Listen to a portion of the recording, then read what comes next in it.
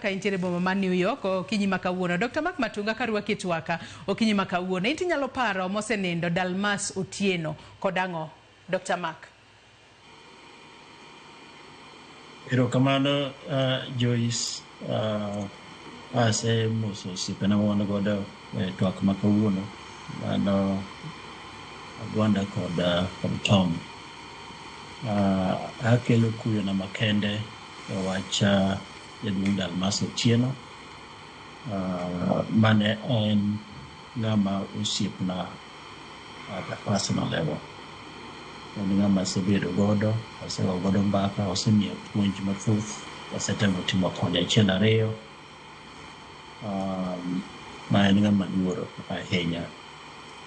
To an bende an ng'eni asomo Rongo. Asomo e skul moro ni Kodero Bara.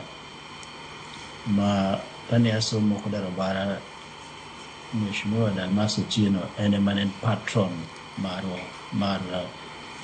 skundno. Miyo ni en ng'ama ang'eyo ahinya nikech ndalo en patron mar skul. Ndalogo ne an head boy.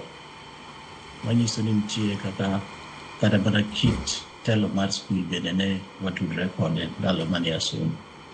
Koro odoko ng'ama ang'eyo machiegni ahinya, kendo ng'ama ne atudrego machiegni ahinya.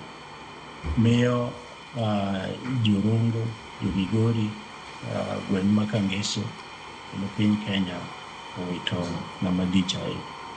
Tariwore gi jowadwa Tom kod Gwanda mar wacho ni ndalo ma Dalmas Otieno odak e piny ka en ndalo mane Nyasaye omiye, kendo omiyo odak aming'a kaluwore gi muma Nyasaye omedone ndalo moko malawo higni 10 gi 70.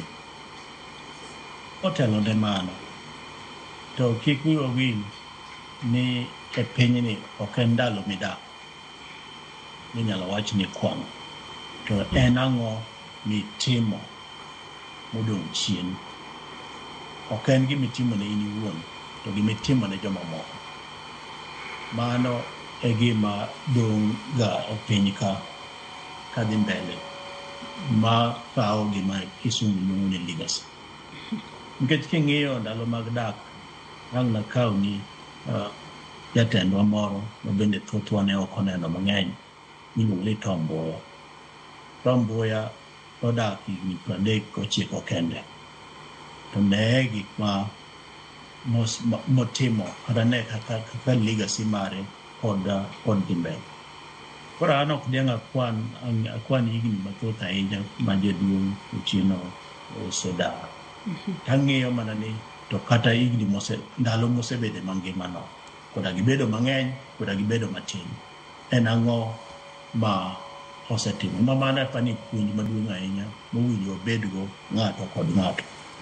Nikech kwan ni dadag nyaka higni 80 Otieno datimo achiel ariyo adek. Ooyo, ng'eya ni to higni 20 masedak e piny ka, ang'o masetimo? Higni 30, higni 40, nikech Tom Mboya otho gi higni 39. To ne gik mosetimo. Miyo king'iyo Jaduong' Otieno kit riekone mane Nyasaye omiye, ne en ng'ama riekone ni malo ahinya e yore mag telo kod yore mag dongruok. Ka ok akwano weche ma owetena osekwano kaluwore gi machalo Karongo University, to gi temo manotemo mar kelo bank, Kabiti Bank. Ang' napar ne jopiny ni ndalo mane adak Rongo, naneno ka Dalmas Otieno introduce dairy, empowering the community. Nomiyo community teko kaluwore gi weche mag pith mar dairy animals. Naneno kokelo program no machiegni dala ka dala, nen kod dhiang' dher chak. Ageno ni program pod dhi mbele. Kata ka dipo ni obedo gi ng'ikni matin, to en achiel kuom rieko mane okelo ne jopiny mana neno ka koro jopiny ng'ato ka ng'ato e puothe kano pidho kata mana bando tiyudo ka bathe oketo gada mar dhere mar chak. To kinono matut tibiro yudo ni dhere mar chak noyudo e program mane Mheshimiwa Dalmas Otieno okelo e piny Rongo kanyo kata e piny Migori.